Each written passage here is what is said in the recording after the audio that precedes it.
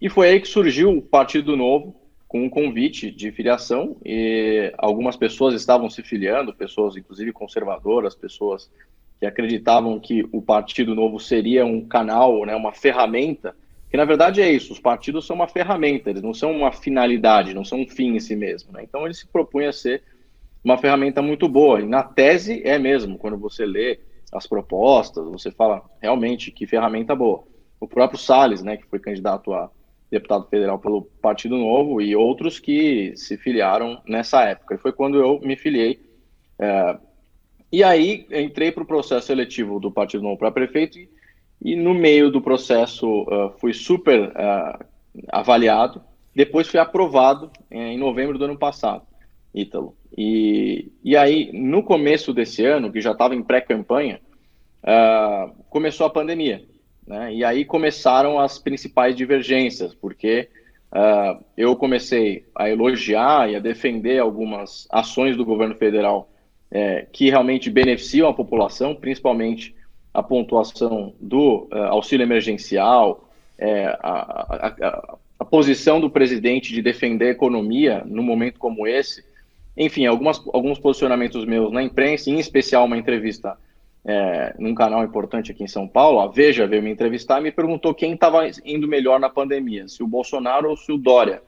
E eu disse que o Bolsonaro, né, por três motivos principais, entre outros, mas esses três principais: o auxílio emergencial, o repasse de verbas para os estados e municípios e as linhas que foram abertas de crédito para os micro e pequenos empreendedores.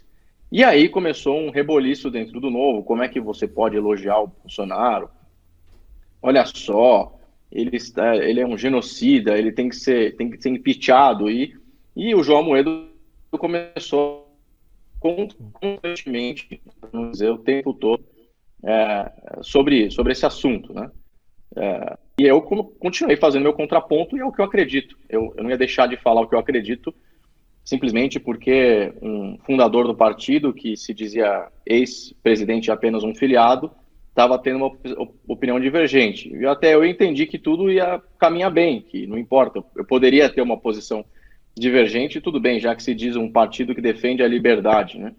Mas aí começaram os problemas, né? Porque realmente outra entrevista que eu dei, e aí acabei no programa Pânico, quando fui perguntado sobre quem teria sido um bom prefeito aqui em São Paulo. Eu falei que era difícil responder, mas que se eu fosse analisar as obras que foram feitas em São Paulo, sem falar de corrupção, sem falar de outros problemas, porque todos tiveram problemas, eu falei das obras do Maluf.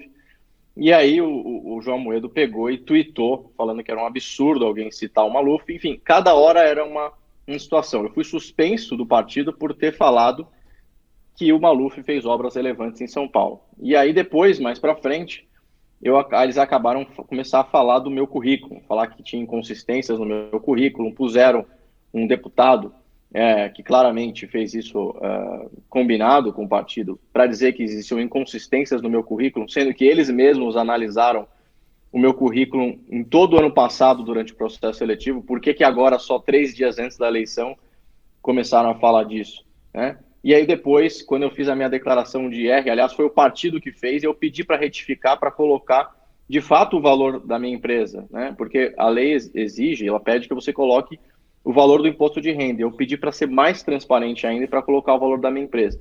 E aí também colocaram isso como um problema. E tudo começou a virar um problema. E aí teve a situação fatídica de que um candidato a vereador que estava me atacando muito defendeu o tráfico, falou que tráfico de drogas no Brasil nem deveria ser crime. E aí suspenderam ele também e eu acabei de saber hoje que ele foi liberado para fazer campanha enquanto eu fui expulso. Fui expulso porque, na cabeça deles, ou na verdade o que eles estão dizendo é que foi por inconsistências no meu currículo e por uma série de fatores, mas a gente sabe que foi por eu ter defendido o governo federal. O João Amoedo continua criando situações difíceis, por exemplo, para o próprio Zema, que é o governador de Minas. Nessa semana mesmo publicou colocando o Zema contra o presidente, inclusive, dizendo que seria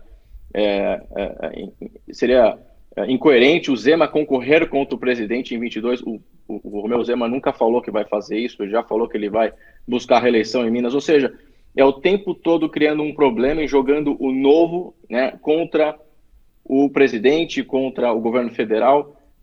Enfim, então a gente percebe que existe uma pauta por trás do Partido Novo, que é a pauta do João Amoedo, que de conservador liberal, na minha opinião, não tem nada, porque eu vi isso na prática, na minha pele. A partir do momento que eu comecei a defender boas ações do governo federal, comecei a ser perseguido.